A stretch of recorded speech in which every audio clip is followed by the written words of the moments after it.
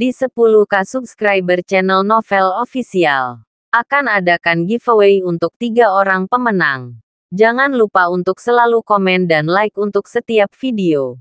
Selamat datang di channel Novel Official. Sebelum mendengarkan novel Perintah Kaisar Naga, jangan lupa like, share, and subscribe. Kalau tidak kuretakkan jantung kalian. Tanpa lama-lama lagi langsung saja kita masuk di cerita novelnya. Selamat mendengarkan bosku. Bab 1036. Tuan Chen. Karena Anda dan Nona Eli sama-sama pergi ke Pulau Naga, mengapa Anda tidak pergi bersama pada saat ini? Yansen bertanya dengan sangat aneh. Dev tidak tahu bagaimana menjawab Yansen. Untuk sementara waktu, aku berlari sendiri, dan Dev tidak tahu bagaimana harus pergi bersama Eli berkata saat ini. Ya, aku tidak tahu. Eli juga pergi ke Pulau Naga. Dev mengangguk dengan tergesa-gesa. Dev, di mana Yuki? Bukankah kamu bersama Yuki? Juansu menyapu dan menemukan bahwa tidak ada sosok Yuki. Jadi dia bertanya pada Dev. Dev tertegun sejenak. Dia tidak tahu harus berkata apa kepada Juansu, tetapi pada akhirnya dia memutuskan untuk menyembunyikannya dari Juansu. Jadi dia berbohong. Yuki memiliki hal lain untuk dilakukan. Jadi, dia tidak ikut denganku. Aku bersama teman-temanku. Dev menunjuk Zeke dan Krill di belakangnya. Zeke melangkah maju dengan senyum di wajahnya, mengikuti Elias Gu dan Juansu untuk menyapa halo. Saya, teman Dev. Nama saya Zeke Ning. Halo, Elias Gu dan Juansu juga mengikuti Zeke untuk menyapa. Setelah beberapa obrolan, kelompok itu kembali ke kabin. Elias Gu dan Juansu sama-sama senang dan bersemangat karena pertemuan dengan Eli dan Dev. Di ruangan tertentu, Elias Gu dan Juansu mengobrol dengan gembira dengan Dev. Selama ini, Dev berlarian dan jarang kembali ke Hongcheng. Keduanya juga merindukan Dev. Dev, temanmu, bernama Zeke Ning, terlihat sangat ramah. Anak keluarga mana? Seharusnya dia, dengan temperamen mulia yang memancar darinya. Aku khawatir seluruh Hongcheng tidak akan dapat menemukan pemuda seperti itu. Juansu bertanya pada Dev. Yah, dia berasal dari keluarga Ning di Kyoto. Orang ini terlihat sangat baik, tetapi sebenarnya sangat sulit untuk dihadapi. Jadi Paman Su Gu, kamu harus menjauh darinya dan mengabaikannya. Dev menasihati Juansu dan Elias Gu. Mendengar apa yang dikatakan Dev, meskipun Elias Gu dan Juansu sedikit terkejut, mereka masih mengangguk. Setelah mengobrol sebentar, Dev memanggil Eli sendirian. Eli, bukankah aku sudah memberitahumu untuk tidak datang? Wajah Dev sedikit muram. Aku khawatir kamu sendiri dalam bahaya. Melihat Dev marah, Eli menundukkan kepalanya dan menjelaskan dengan suara rendah. Saya katakan, ketika Anda tiba di Pulau Naga, jangan ikuti saya. Pergi bersama dengan orang tua. Anda jangan mengikuti saya. Anda tidak hanya tidak dapat membantu saya, tetapi juga menjadi beban saya. Dev memperingatkan Eli dengan sangat serius. Dev tahu bahwa Zeke membawa dirinya ke Pulau Naga pasti tidak ada hal yang baik. Jika itu hanya dirinya sendiri, jika sesuatu terjadi, dia masih memiliki kemampuan untuk melarikan diri. Tapi sekarang tiba-tiba Elias Gu dan Juansu ada di sini. Dan orang-orang ini telah menjadi beban bagi Dev. Pada saat itu, Zeke secara acak menangkap salah satu dari mereka dan mengancamnya. Dan Dev tidak bisa hanya duduk dan mengabaikannya. Ellie mengangguk. Dia juga merasa bahwa dia mengikuti. Dan itu sedikit ceroboh. Pada saat ini, di ruangan lain tidak jauh, Zeke dalam suasana hati yang baik. Hahaha. Tuhan, membantu saya. Saya tidak berharap bertemu kerabat Dev di sini. Sekarang, saya tidak takut Dev. Tidak akan patuh. Zeke dengan lembut mengambil anggur merah dan menyesapnya. Tuan Ning, di antara orang-orang ini, saya pikir wanita itu adalah yang paling penting bagi Dev.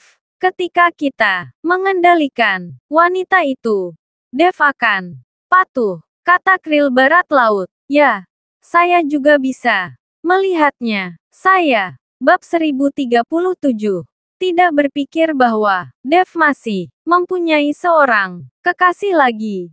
Dan ada wanita di mana-mana untuk menunjukkan kasih sayang. Sedikit kecemburuan muncul di mata Zeke, dan kemudian dia melanjutkan, kami membawa Dev ke Pulau Naga. Apakah Anda yakin dapat menggunakan Dev itu untuk memancing naga api keluar? Tuan Muda Ning, jangan khawatir. Selama Dev ada di Pulau Naga, naga api pasti akan muncul. Dev memiliki kristal naga-naga es di tubuhnya. Dan sekarang kekuatan naga api pasti yang terlemah. Selama kita membunuh naga api, kita bisa mendapatkan kristal naga dari naga api. Setelah membunuh Dev, keluarkan kristal naga-naga es. Selama dua kristal naga menyatu, maka kristal naga pada saat itu akan melahirkan kekuatan naga. Banyak keluarga kaya memandang rendah kristal naga itu dan menganggapnya tidak berguna.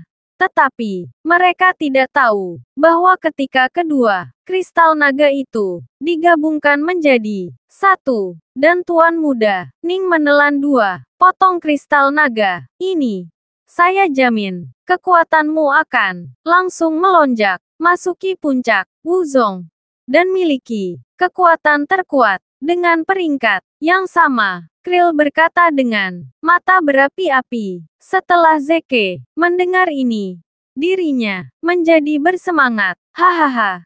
Ketika saya mendapatkan kristal naga dan mencapai puncak Wuzong, saya pasti akan menemukan cara untuk membuat keluarga Gu Anda mendapat tempat di Kyoto. Terima kasih, Tuan Muda Ning. Krill buru-buru berterima kasih. Meskipun Krill adalah Raja Barat Laut, tetapi Barat Laut adalah tanah tandus.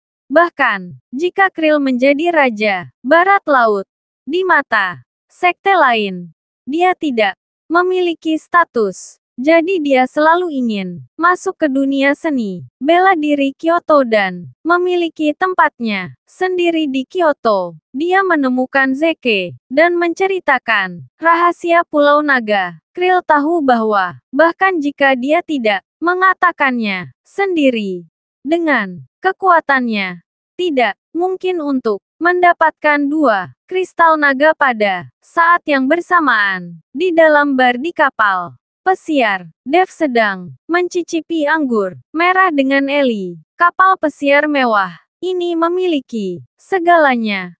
Bahkan, kolam renang yang sangat mewah.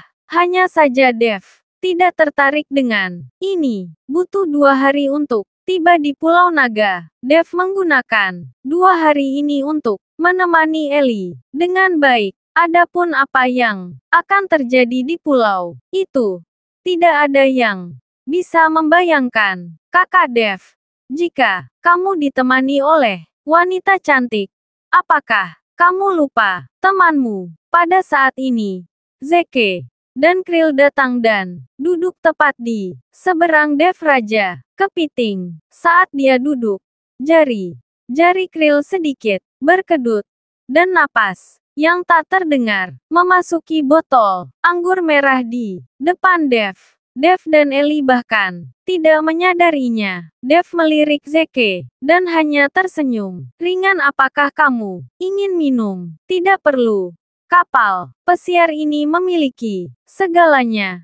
Dan pemandangan di laut juga indah. Anda hanya duduk di sini, minum.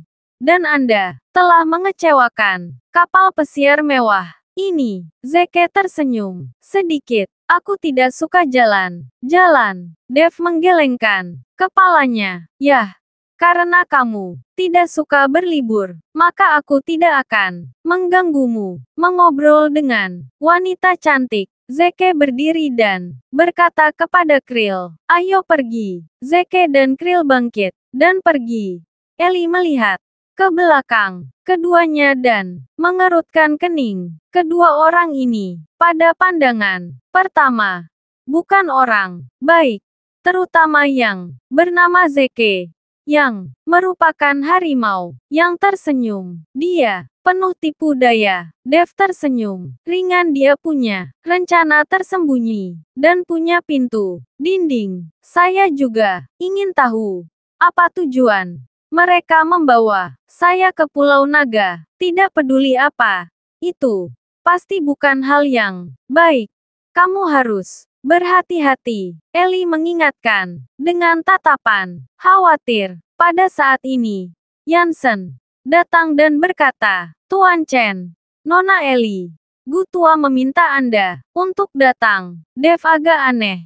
Tidak tahu apa yang tiba-tiba diminta Elias Gu untuk mereka lakukan. Bab 1038.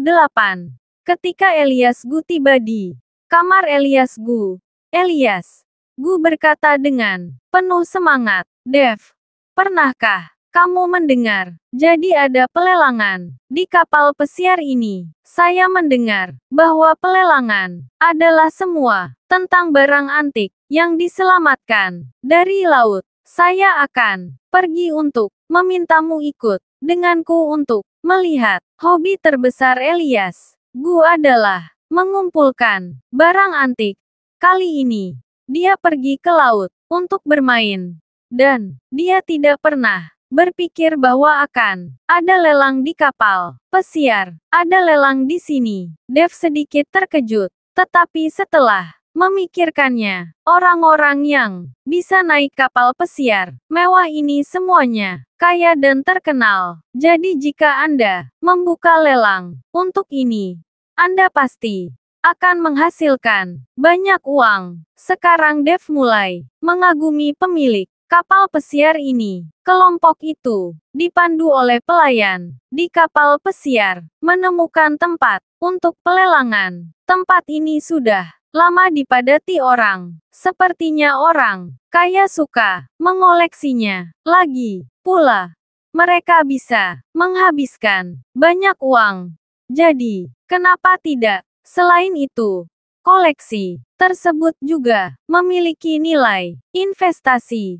Jika ditemukan hal bagus pada saat lelang, maka Anda juga akan mendapatkan keuntungan. Karena aturan pelelangan, Anda harus membayar deposit sebelum Anda dapat berpartisipasi dalam pelelangan. Jadi, setelah Elias Gu membayar deposit 1 juta yuan, semua orang masuk. Saya menemukan tempat yang relatif terpencil. Beberapa orang duduk dan menunggu pelelangan dimulai. Pada saat ini, Dev melihat bahwa Zeke bersama Krill, tetapi mereka agak jauh darinya. Wajah Elias Gu penuh kegembiraan saat ini, dan dia telah bersiap-siap. Juan, jika saya menemukan sesuatu yang baik dalam beberapa saat dan saya tidak punya cukup uang, Anda harus mendukung saya. Elias Gu mencondongkan tubuh ke telinga Juan Su dan berkata, jangan khawatir Gu Tua. Aku pasti akan mendukungmu. Juan Su tersenyum dan mengangguk. Dulu, saya punya kartu di saya. Dan Saya tidak tahu berapa banyak uang yang ada di dalamnya. Diperkirakan ada miliaran. Anda bisa memegangnya dulu ketika Anda melihat sesuatu yang Anda sukai. Tawar saja. Dev mengeluarkan kartu bank dari tubuhnya dan memberikannya kepada Elias Gu. Uang di kartu Dev semua berasal dari penjualan beberapa bahan obat dan dari penambangan biji. Sekarang dia tidak peduli akan ada aliran uang yang disimpan ke dalam kartunya. Tidak. Bagaimana aku bisa menggunakan uangmu? Kamu masih punya banyak tempat untuk menggunakannya. Elias Gu melambaikan tangannya lagi dan lagi. Elias Gu tahu bahwa Dev harus menghabiskan banyak uang untuk membeli bahan obat dan berbagai sumber daya untuk berkultivasi.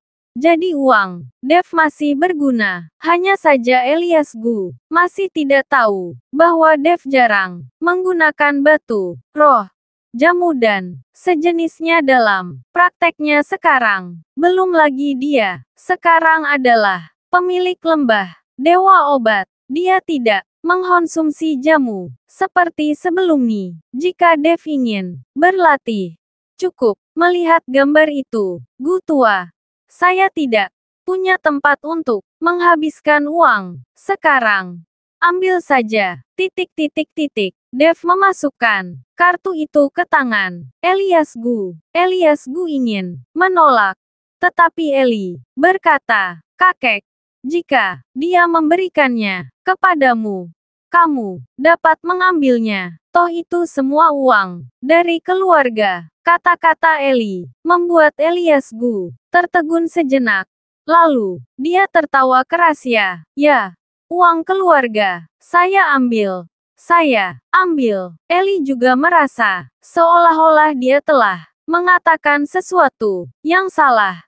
Dan wajahnya tiba-tiba memerah. Gu tua, kita juga akan menjadi keluarga di masa depan. Jika uangnya tidak cukup untuk sementara waktu, kamu berbicara saja denganku. Juan Su berkata, sambil tersenyum. Dev bersama Eli dan Yuki, apakah itu? Terima kasih sudah mendengarkan cerita novel Perintah Kaisar Naga. Sampai jumpa di cerita selanjutnya.